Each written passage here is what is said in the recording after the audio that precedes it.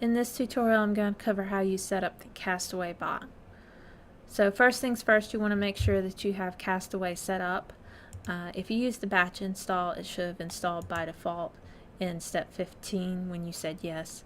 However, you can always install that manually. You will need to replace the DLL file in decal with the newer version, so you would just make sure that you remove and then add the new version.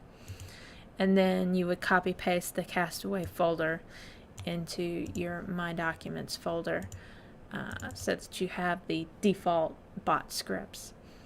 Now, if you go into settings, you should see all the default bot scripts here. So any character that you log in while you're running the CastAway plugin, it's going to create a folder for the server that you're logging in on and files for each character that you log in on. So it's not a good idea to leave this program just kind of casually running as you're flipping through all your characters, because you're going to create a ton of files.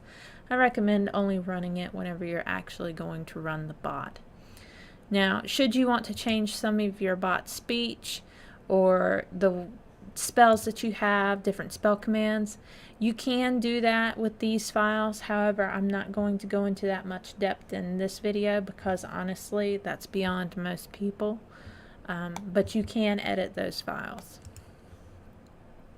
So I've gone ahead and I've got everything installed, so I'm going to go ahead and I'm going to log into the computer onto my CastAway bot so you guys can see what that looks like.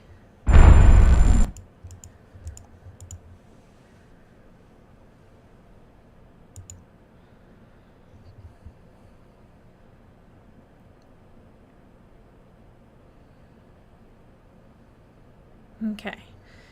Alright, so you should see the little tree icon up here in the corner where you can start up CastAway. Now keep in mind that if you bring up these old decal plugins like this one in front of any of your Verendi plugins, it will actually click through these onto the Verendi one, so make sure anything else that might be lingering behind this window is closed. I always find it's a good idea to run two different themes. That way I know the difference between my Verendi plugins and the original decal plugins, which have this brown type theme. Alright, so first things first, we're going to go to settings and we're going to set our wand. So I've got my energy crystal set. You can set your heading. In this case, I'm just going to leave it to 0. I do want to log gifts. I don't care if she waves during advertise, so I'm going to just go ahead and let that happen. Log all the tells. This is just preference. I do like for it to tell people whenever it's low on comps, because then people will actually throw comps on her. Armor buffs. I do like enabling the armor buffing via the trade window. That's the preferred method. I haven't had as much luck with the Insane Client one in the past, so I don't even bother with that one anymore. I do enable Turbo when everybody's in line, and I do enable Brilliance, and Brills are free. Let's see.